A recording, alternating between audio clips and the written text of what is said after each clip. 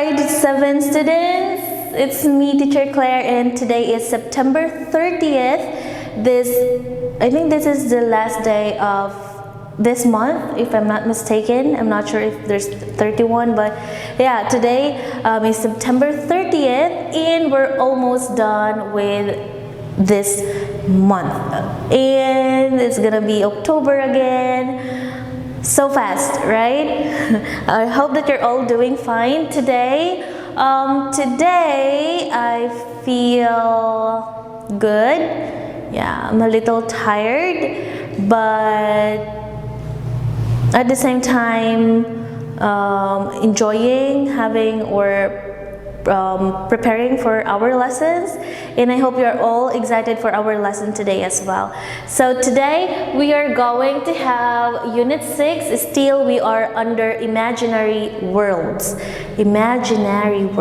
okay? We are going to discuss about storytelling. So there's a story and someone is telling the story. Storytelling simply means you are telling a story. And what is a storytelling? Storytelling is a means for sharing and interpreting experiences, okay? So it's mainly storytelling is, you just tell a story. Storytelling. Now, when we say effective storytelling, from the word itself, effective, it means that you can persuade, or maybe you can change someone's thought and feelings based on the story that you told them. So what is an effective storytelling? It involves a deep understanding of human emotions, motivations, and psychology in order to truly move an audience. Luckily, storytelling is something we do naturally. Okay, yeah. I am a good listener, everyone. So when we say a good listener, it means that if someone is sharing their problems, their happiness, their thoughts, their plans to you, you are there listening, and your friend or family can feel that you are really listening, right? Because some people, they do listen, but they're not trying to understand. They just listen just for the sake of just being there with someone. But if you are a good listener, you are not just listening, you are also trying to understand, you are also trying to make someone feel better. So I hope that you guys can be a good listener too, okay?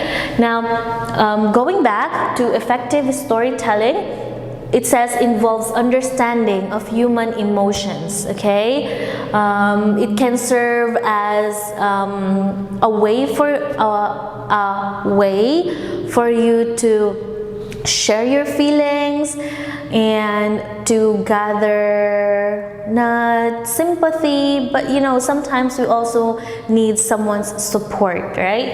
In motivations, you tell your story to motivate other people, like you've become a successful person and you want to help other people, you tell them your story, and it served them motivation to do the same thing that you did, so that they will be successful as well, right?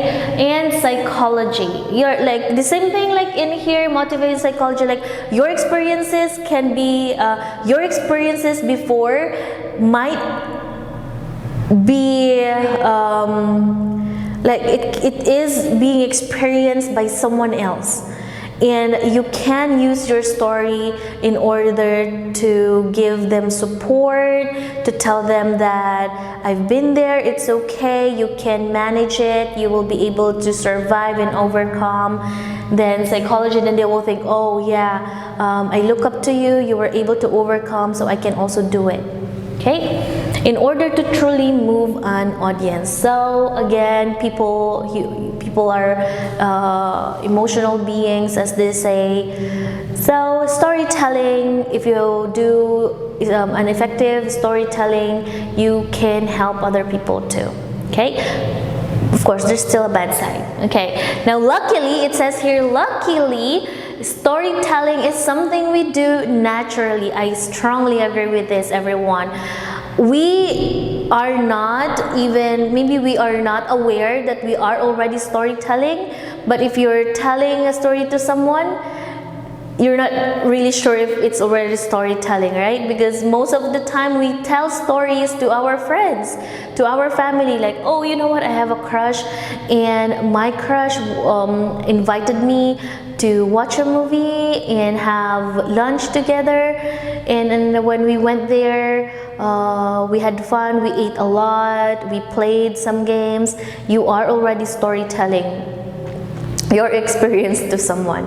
And for example, at home, like, mom, I have this classmate, he always bully me, and one time he tried to get my new pen that I just bought, so I stood up and told him that he should stop doing it, blah blah.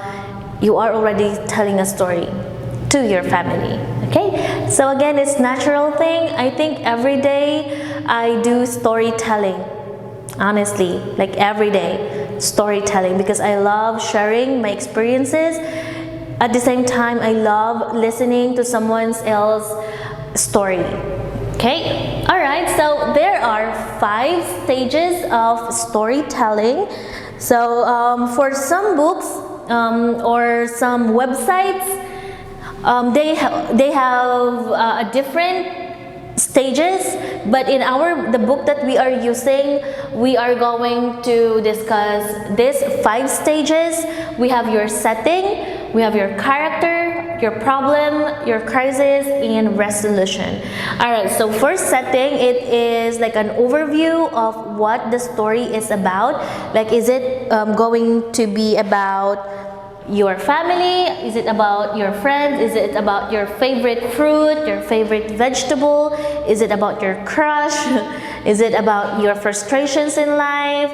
Is it about your dreams?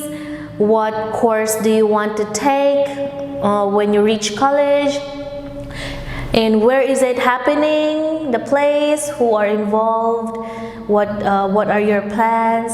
Setting, okay? So it's like an overview of what your story is going to be. Next, character. So who are involved in the story? Is it about you? Is it about your family? Is it about a friend? Is it about an enemy? Is it about a teacher? About a doctor? Is it about a plant? Is it about your animal? Is it about a tree? Is it about the sun? Okay, so character, okay? Next, problem. Okay, based on the word itself, it's self-explanatory. Problem, what is it is part of the story, like the story wherein you would discuss the problem. But storytelling doesn't have to always have a problem, okay?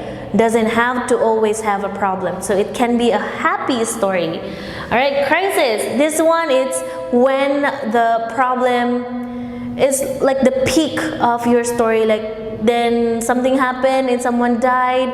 Crisis. And resolution. How were you able to cope up with that problem? How did you able to resolve that issue, that crisis? So that's your resolution. So again, everyone, it doesn't mean that because I wrote here problem and crisis and resolution, it doesn't mean that your story that you're going to do is a disaster, okay? We have your 5 stages, so maybe problem, no. This one you can put, then what is the good thing that happened? And then the peak part would be you are already doing it. And resolution, what is the effect of that good thing that happened, all right? So it doesn't have to be a problem. Stories can be fun, it can be sad, it can be deadly, it can be frustrating, it can be disappointing, it can be what else, funny, happy. All right, so we all have a lot of stories to tell, right? So that's it, grade 7 for our presentation about storytelling. Again, for my personal experience when it comes to storytelling, it's good to be yourself. You don't have to say all or everything that you want to say. Like, try, it still depends like who are your audience, so you also have to choose what stories you have to tell based on your audiences, because yeah, not everyone is really fond or a fan of everything, right? Like, for each person, we all have our specialties, our favorites, our likes.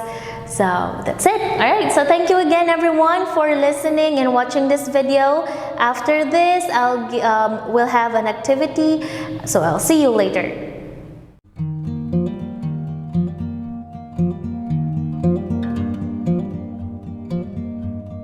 Okay, thank you so much, grade 7 students, for doing task 1. After watching this video, you have to join our Zoom meeting, Zoom class, not meeting, Zoom class. Okay, so our meeting ID would be 770-0429-9027, and passcode we have your 2QMIDZ. So that's 2Q for quail, M for monkey, I for igloo, D for dog, and Z for zebra. Okay, so make sure to join our meeting after watching this video. All right, so I will see you kids during our Zoom class. See you. Make it fast.